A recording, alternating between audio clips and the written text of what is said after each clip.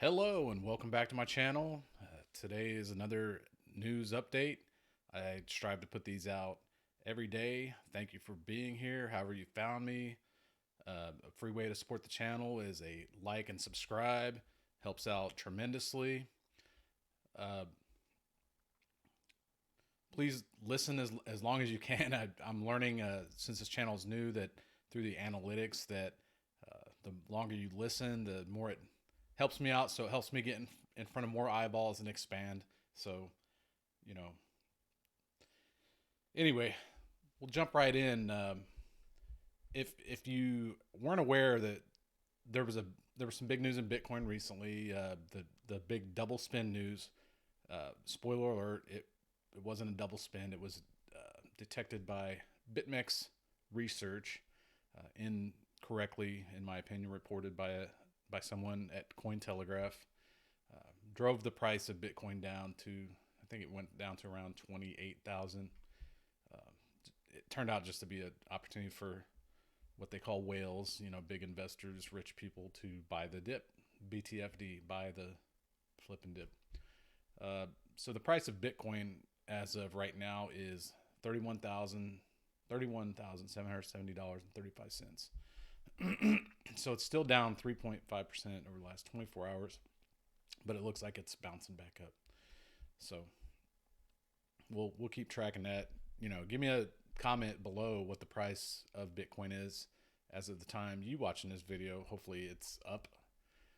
We'll go check where we're doing, how we, I say we like I'm on the team, how Bitcoin is doing compared to companies. We are still holding in 11th place. That's where we were at yesterday, thanks to the drop, the bleed off of some several couple, I think it was a couple hundred billion almost. So we're still in 11th place. We're behind Taiwan Semiconductors and Alibaba. Pretty sure that'll change again, and we're gonna jump in front of Facebook again pretty soon. I'll probably cover some reasons why here shortly. As far as fiat currencies, we are behind Mexico again. No big deal. That'll change, and I predict in the next couple months we will easily pass the Russian ruble and Thai baht. All right. So got a couple. These first couple pieces are really kind of, I think, highlight why Bitcoin might be important. And if you live in the United States or another developed country where you've got fiat currency that's fairly well trusted and isn't exploited to the point of like Venezuela or something like that, or you've seen the $100 trillion Zimbabwean dollar, where we're not that bad off, but there's other places where they people can't get access to money, or they're unbanked or whatever. These really kind of help out. So this first piece from TechCrunch, the title is "How Bitcoin is Helping Middle Class Users Survive the Pandemic." I thought it was really, really good. It starts off here. Regulators may still want to imply Bitcoin is merely a tool for criminals, but for many middle class users, it's proving to be a lifeline. Exactly. Goes on to quote here the European Central Bank President Christine Lagarde criticizing cryptocurrency for providing loopholes. But it goes on to quote, Saeed, an Iranian immigrant to France, sees cryptocurrency as a necessity because of the difficulty using mainstream financial systems. Until 2020, he was a software engineer in Iran whose salary barely reached £300, or is it euros? I think that's euros. 300 euros due to rampant inflation. That is euros. Sorry. In 2017, he started freelancing for international clients that paid him in Bitcoin. By September 2020, he'd finally saved enough Bitcoin to go to graduate school in France. However, the pandemic made his immigration process much harder. And it goes on to talk about how the bureaucracy is kind of stacked against him. It was difficult, and he says that he thinks Lagarde represents bankers and government interests, not the average citizens who are happy to work with him. Stricter regulations would make his access to the financial system more time consuming and expensive because he'd have to pay friends and colleagues to transact on his behalf. However, Iranian immigrants are hardly the sole user group relying on Bitcoin during the pandemic. It says it all right there. If it's hard. Like I said, it's hard to grasp if you're fairly well off. If you're able to spend in your native currency, but this explains some of the power of especially Bitcoin to change lives really. And I have another article here that kind of hits the same note. The title, it's from CoinDesk. Trading Bitcoin in Africa is a way for some to escape poverty. Okay, so for years, Stephen Aluko lived, quote, hand to mouth, unquote, in Nigeria, home to a big but struggling economy in Africa with a high unemployment rate. He worked odd jobs from running cyber cafes to soft media and videography, constantly mulling in the back of his mind if he would be able to pay for his next meal. That's awful. That is a terrible way to live. He was unemployed before he heard about Bitcoin. When he decided to commit to trading Bitcoin, buying and selling the cryptocurrency for profit, that all changed. He had second thoughts at first. He didn't know what he was doing, but the side hustle worked out so well. He's now been trading at the largest cryptocurrency full-time for 3 years. His finances were not in a good state when he started trading, and he says Bitcoin saved him. He's made enough money from trading Bitcoin that he's been able to get married and can live comfortably without any debts. That's awesome. And he says later on in the article, it's not unique to me. I know many people in Nigeria that trade Bitcoin as a way to earn a living. He's also taught people how to trade Bitcoin because he knows how Bitcoin trading has changed his life, and he wants to be able to help people. Again, that's awesome. And if you're in the United States, you have a job, you're income, you're fairly well off. This probably doesn't even pop up on your radar, but for this gentleman, it's really saved his life. And the article goes on to discuss Bitcoin trading versus speculation and the risk and scams, and you do have to be aware of that kind of stuff when you get involved in this space. And I'm a big fan of just taking it slow, dollar cost averaging, buy assets you understand, and really not speculating, just kind of slowly building up your hoard or whatever you want to call it. That's what I do. I'm gonna have videos on that down the road. But that's it for the Bitcoin Changes Lives news, and I'm gonna move on. This next piece is kind of weird. There's this individual, Craig Wright. Apparently he's claimed numerous times to be Satoshi Nakamoto. If you're new to Bitcoin or you're brand new to Bitcoin, you may not know that name may not ring a bell to you, but Satoshi Nakamoto is the anonymous creator of Bitcoin. This individual popped up in 2008 with the Bitcoin white paper, was on some email and message boards back 2008, 2009, and then he disappeared. Nobody to this day has identified who he is. And but there's the Satoshi wallets out there. So if this individual was Satoshi, he could easily prove who he was. So I'm gonna have to do a little bit more deep dive on who this guy is. But it sounds to me like he is someone who's just seeking a little fame using the Satoshi pseudonym. So anyway, so the Bitcoin white paper is, it's not super long, for something that's as big as it is, but it's out there now. He's been dropping legal threats, claiming to be Satoshi, suing all these places that have been hosting the white paper. So all these other Facebook and a lot of other places are hosting white paper. So, but you can, you can Google the white paper. It's right there. Download a copy if you want. Save it on your hard drive. I doubt Craig Wright can sue all of us. So anyway, that's individuals claiming to be Satoshi news. Moving on. So I'm going to cover this article first. I had my tabs out of order there. PayPal stock looks like a cryptocurrency winner. Might be bad news for Visa and MasterCard. Shock. All right, so BTIG's Mark Palmer upgraded shares of PayPal to a buy on Wednesday with a $300 target. His reasoning: PayPal could be a stealth cryptocurrency winner. So I posted a video a couple days ago where I went through some stocks that you could buy that you could get cryptocurrency exposure without actually having to hold the coin. I'm gonna have to add PayPal to that list, and I can see that I'm gonna have to continue posting updates on that particular topic, because there's more and more people coming into the blockchain ecosystem, especially Bitcoin, if you will. So if you want to buy PayPal, maybe now would be a good time.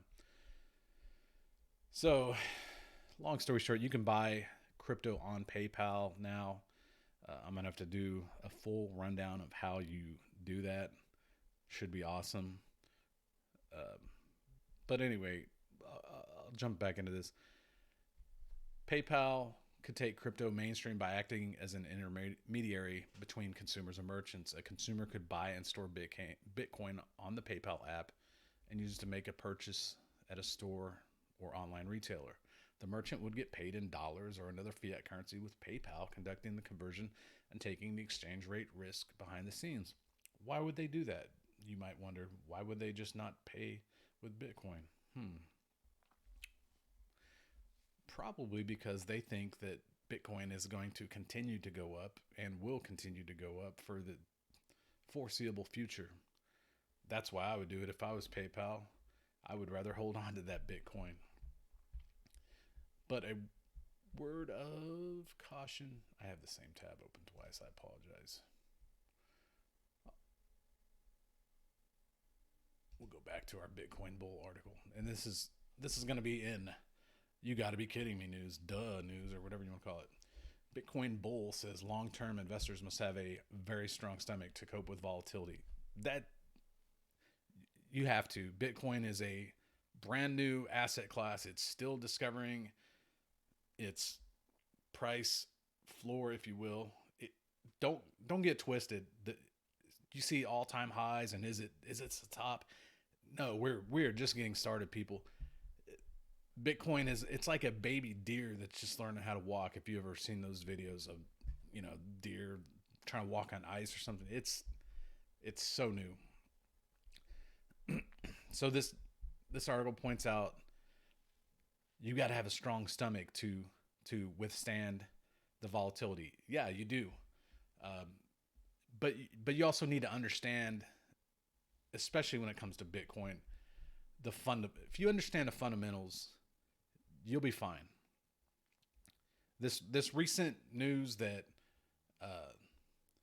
came out about the double spin, I'm telling you, the only people that were shaken out by that are people that were purely speculating without understanding the true fundamentals. If you truly understand it, you're not going to go anywhere. You'll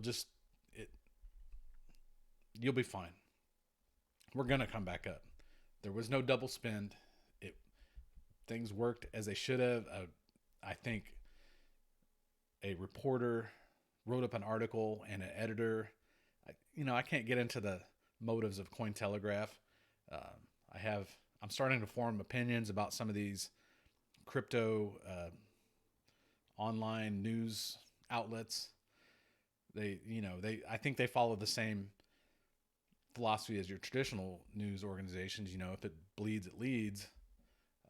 But I think they owe it to the greater community to have a little more due diligence and have a little bit more care when they put something out like that, because they intentionally or unintentionally caused a massive drop and create an opportunity for whales to swoop in and, eat up a bunch of Bitcoin real cheap. It's great for the whales and anybody else that got to buy at that price. But anyway, moving on. And we got some, and this typically happens every month. We got 3.7 billion in Bitcoin options are set to expire on January 29th. Interest in cryptocurrency is surging. Yeah, it's going to continue to go up probably for the foreseeable, probably for the rest of my, adult lifetime. I'm 45, by the way. But we'll get to the point. The options that are expiring show that speculators are bullish about Bitcoin. As of Monday, the open interest in calls, which are broadly bets that prices will rise, was considerably bigger than the open interest in puts, bets that the price will fall. So today is January 22nd. Give it till the end of the month. I think that we could be right back where we were at, sniffing 40,000. When you see these news articles that people think yeah, I'm gonna make myself a swami right here. We're gonna break 40,000 again, people. I write it down. I'm joking. I know that Bitcoin is. I know what it is, how good it is. I know that the price will go back up. The problem with the price swings is it's people. As with stocks, people have emotions. They do things based on emotion. They do it based on news articles. We're gonna go back up. Okay, moving on. Okay, the last thing I wanted to cover on the news yesterday about the double spend with BitMEX and BitMEX research on the Twitter feed. Something I found interesting was I don't know what Nano, what Link calls themselves the Link Marines, and you got the, I think XRP's the XRP Army, and so these Nano Bros, or whatever they go by, I'll call them Nano Bros for now. These individuals are popping out of the woodwork as if Bitcoin was dead, and there was a lot of them.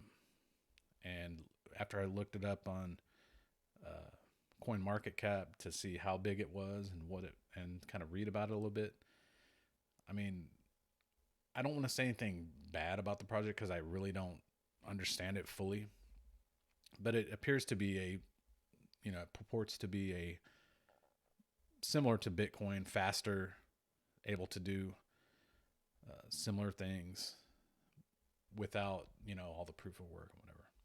So these guys were on that. They were out in force, and I think they were able to probably gain a little market cap. We'll look at them real quick here. But this is, where's the rank? So it's a number 66 coin on CMC.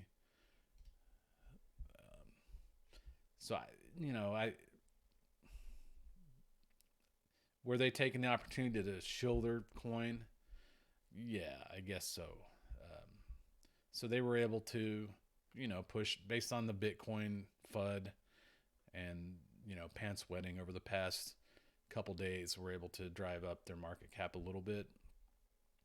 Let's zoom in on them real quick. I don't want to spend a lot of time on these guys because, good or bad, they're a small coin. They've been around a couple years.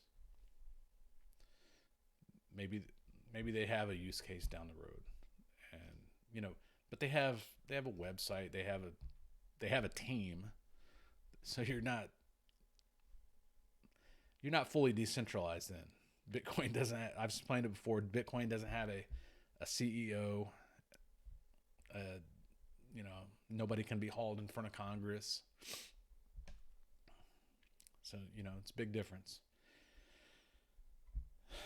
So that's really all I have for today. I'm gonna keep posting news as much as I can.